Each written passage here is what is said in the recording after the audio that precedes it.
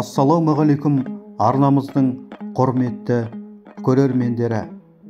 Бүгінгі бейне блогымыз ұлы жүздің Ошақты руының тас жүрегінен шыққан атақты Сапақ Датқа жайлы болмақ.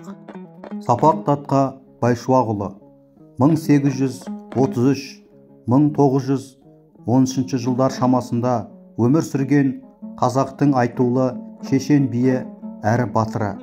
Ол кісіні ел датқа деп атап кеткен. Датқа халық тілегін әділдікпен шешетін ел басшысы деген парсы сөзі. Сапақ Датқа бұрынғы Әулиеата уезінің Талас, Аса өзендерінің бойын жайлаған ауылда туып өскен. Әкесі Байшуақ, оның арғы ата бабалары Бәйдібек, Тасжүрек, Сейіт, Дөнен бөрі өз уақытысында елін, жерін сыртқы ішкі жаудан қорғаған батыр би боп өткен. Байшуақтан туған Сапақ, Бапақ, Сапақтың балалары Тойшыбек, Жолшыбек те сол ата бабалары сияқты екен. Сапақ би денелі, көрікті, келбетті кісі болыпты. Ол аға сұлтан Құнанбай еліне күйеу екен. Құнанбай Сапақты екі рет ас тойға арнайы шақырған. Бір шақырғанда алыс жолдан шөліркеп келген Сапақ биді тобықтының жігіттері жезде деп қалжыңдап, қымызды жуық арада құймай отырып алыпты. Сонда Сапақ Датқа әлгі тобықты жігіттерінің: «Жездеке, сізге қай қымыздан құяйық? Бұл үйде тай қымызда, құнан қымызда, дөнен қымызда бар» депті.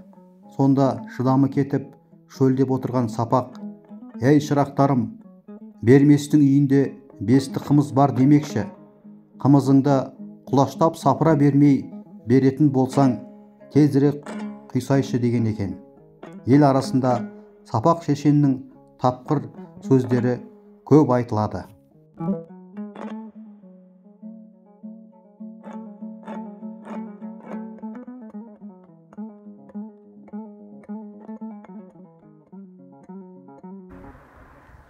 Ал мынау алдарыңызда тұрған Жарал ауылындағы Сапақ Датқа кесенесі осы Ошақты руынан шыққан атақты би кісі болған Сапақ Датқа. Бұл кісінің кесенесі 2000 жылдар соғылған екен. Шамамен 2005-2006 жылдар соғылған дейді. Осы ауылдың тұрғындарының айтысына қарағанда. Көріп отырсыздар, үстінде күмбезі бар.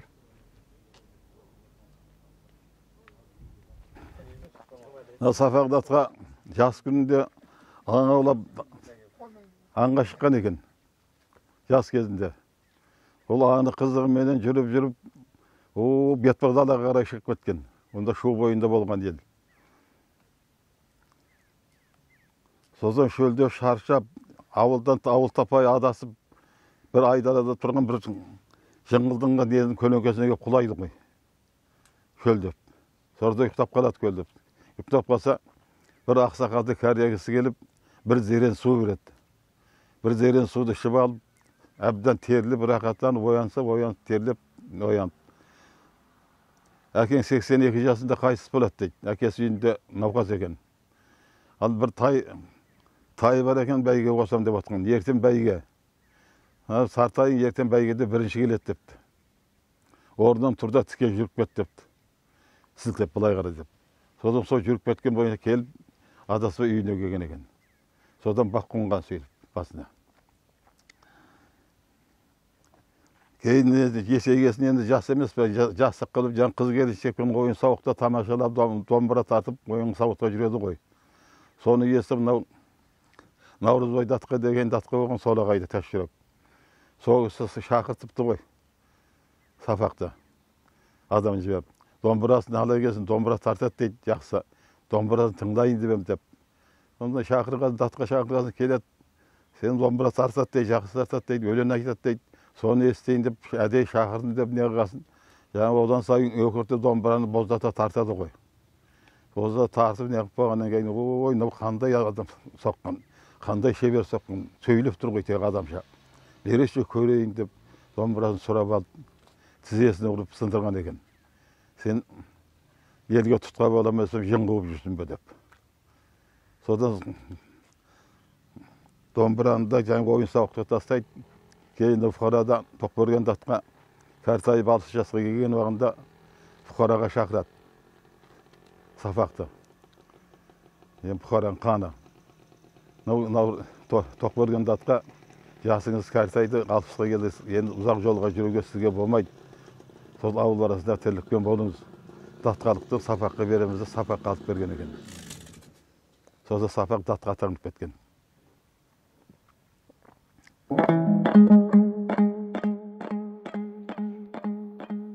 Сапақ датқаның бозбала кезі болса керек. Шешендігімен ел аузына ілге бастаған жас жігітті сынамақ болып, Әулиеатада тұратын ел ағасы Ысқақ деген кісі қонаққа келген Сапақты сыйлап күтіп, ертеңіне аттандырар алдында: «Шырағым Сапақ, қазақтың кейбір мақалдарына түсінбеймін.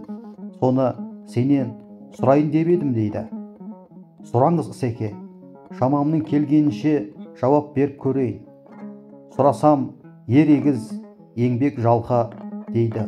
«Бұл не сөз? 40 жыл байлық бар, 40 жыл жарлық бар» дейді. Бұған да түсінбедім. «Ысеке, бұның бәрі біздің сұрап, сіздің шешетін нәрсеңіз екен» дейді Сапақ. «Неге Сапақ шырағым? Асыл тастан, ақыл жастан демей ме?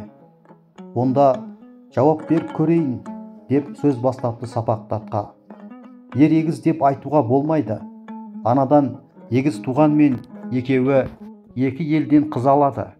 Әйелдері егіз болмаған соң олар егіз бола алмайды.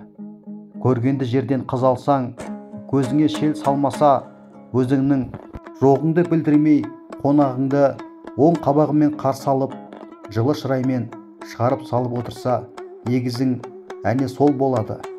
Еңбекті жалқы деген ол да әйелден. Көргенсіз жерден қыз алсаң, от басыңның күлін шашып, келген қонағыңды ішке тартпай, сыртқа тепсе, қанша көпшіл болып, қанша еңбектенгеніңмен жалғыз қаласың.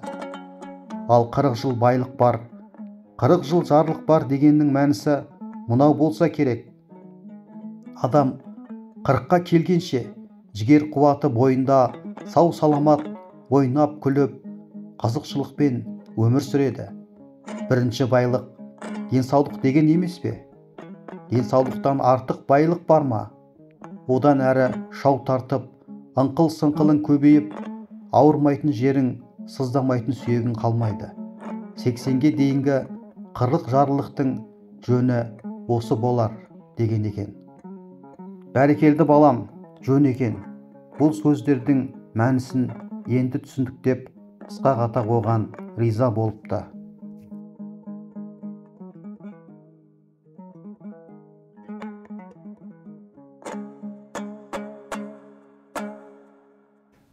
Жылдар соғылып осы үлкен жиын болып осы жерде ешті сағын несін ашқан. Ауылдың ошақтылардың бәрі жиналып, қожа молдасы бар. Таңырақтың ішінде келіп, дуа оқып, Құран оқып, дуа оқып қайтқанбыз.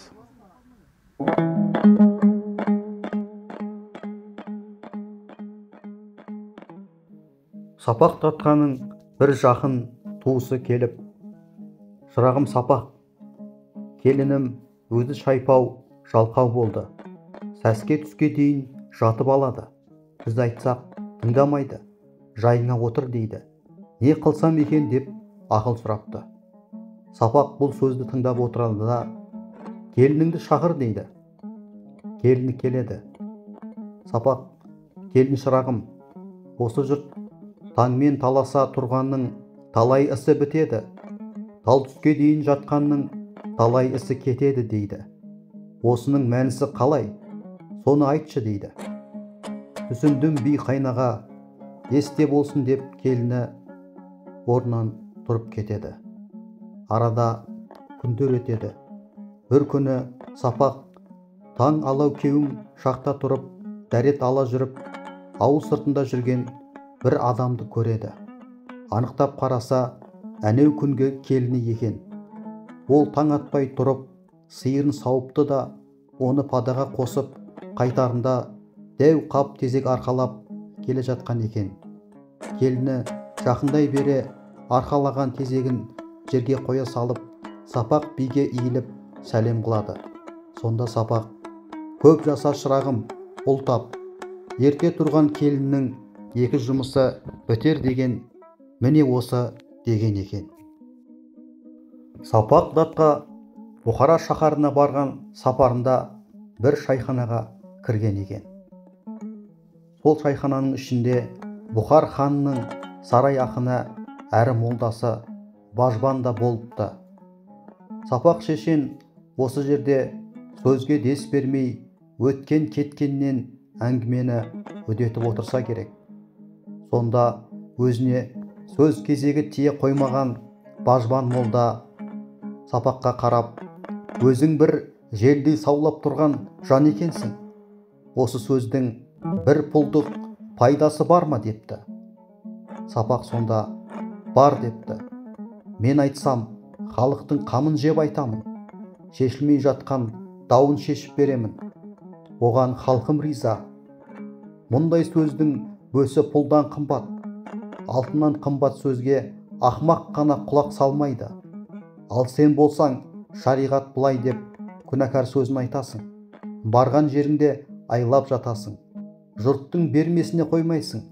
Қанша алсаң да тоймайсың" деген кезде әлгі молда Сапақтың сөзіне шыдай алмай шайханадан шыға қашқан екен.